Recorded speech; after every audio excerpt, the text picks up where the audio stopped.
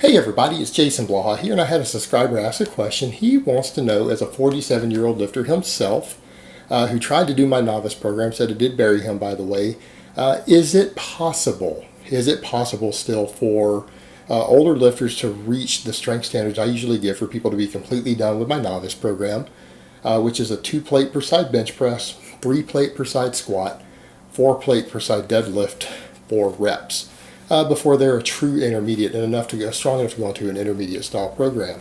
It's a great question. So let me put on my +5 hat of weaponsmithing, do a little bit of crafting, and let's talk about that. Yeah, there's a lot of confusion, a lot of mixed information out there for middle-aged lifters as far as what they're capable of, or we are capable of. I'm now 40 years old, so I guess I'm in that category now. As far as the way that our strength and work capacity and recovery rates work, do I think that 40-year-olds who come in and train smart, train hard, and do everything right can reach those strength standards? Absolutely. Absolutely doable. It is still doable in your 40s. You know what? For some guys, it might be doable in your 50s too. So don't let age slow you down. But what we need to factor in, what I normally talk about when people go from novice to intermediate to advanced, is understanding that the true ranked novice lifter just isn't strong enough to create enough workload in a short period of time to basically overtrain or really seriously hurt their recovery. And that's what people need to understand. It's like I've said before, the same individual, as they're gaining strength, even as they get stronger, their work capacity goes up, but their recovery doesn't go up fully to match it equally. Meaning, when you can do 3 sets of 10 with 150 pounds on the squat, you're going to recover from that easier, the same reps and sets and rate of perceived exertion. You're going to have a difficulty of, like, it might be a 9 out of 10 for you to do that at that time on the RPE scale. And again, that's rate of perceived exertion, like at least 90% effort, almost all you could do. All right, that 3 sets of 10 with 150 pounds is going to seem to be the same level of hardness to you when you're capable of doing it with 300 for the same sets and reps. And in theory, you've done the same sets and reps, but you're not going to recover from it as quickly, even with the same rate of perceived exertion, because things like your organs, your nervous system, everything else have been more taxed, even though your muscles can handle the workload because they're bigger and they're stronger. They're probably twice as strong as you were back then. Repping out 300 pounds versus repping out 150 for the same number of reps is twice as strong by anybody's standards, all right? As you get more advanced, you start becoming better and better at creating enough workloads to start seriously hindering your own recovery.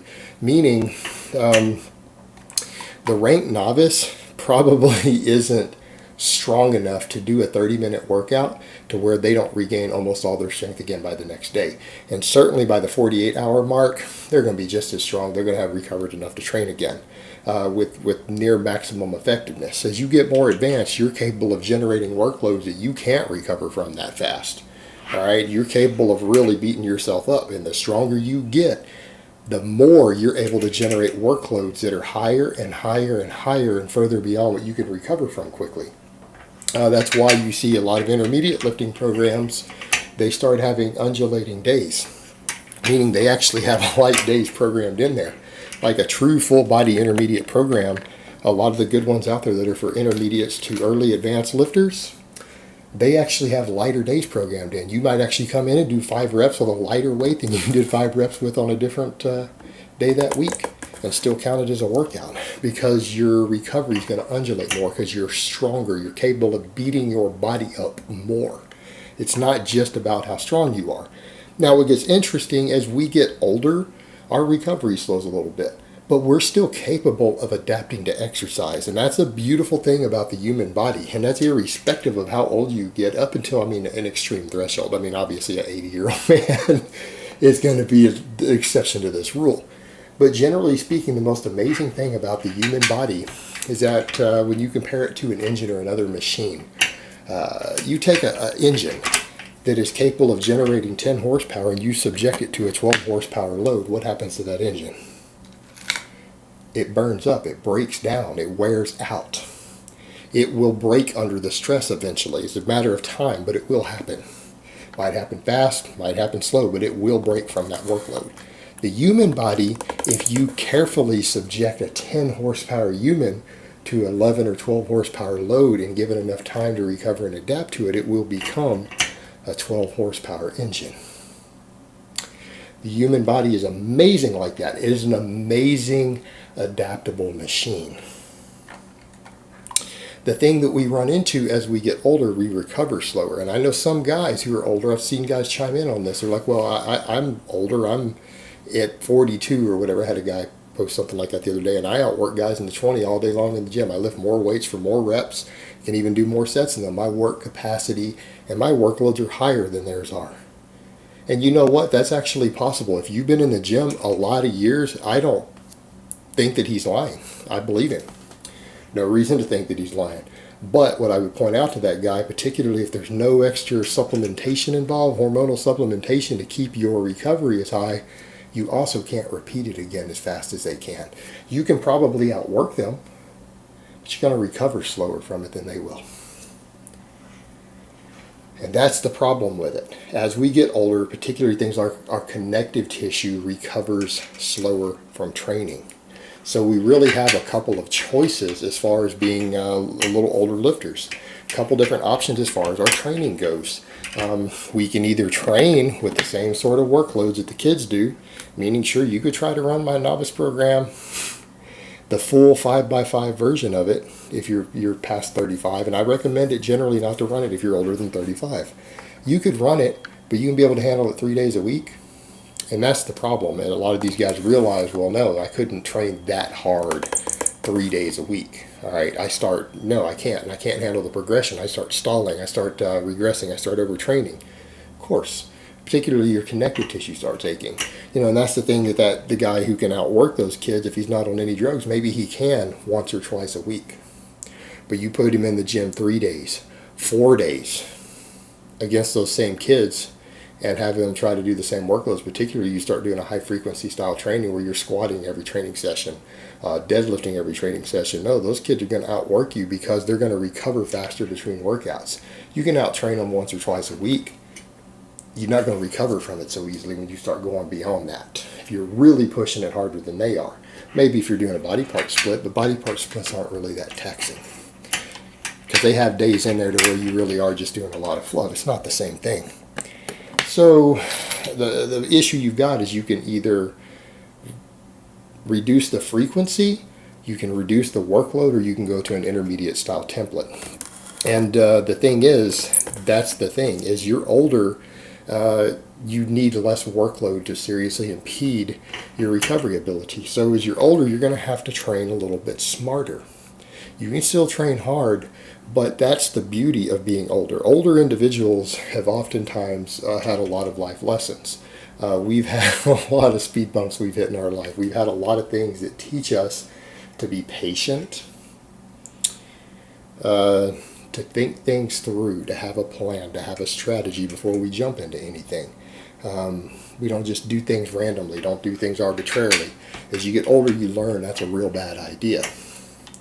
So that oftentimes allows the older lifter to step back and honestly assess stuff, to not have an ego about his training and to come in and say, well, I'm just going to outlift everyone. I'm going to do this. I'm going to do that. No, we stop and think it through and go, hey, I'm in here to get better. All right. And I'm not going to get better if I train stupid or without a plan or push myself beyond my limits or injure myself.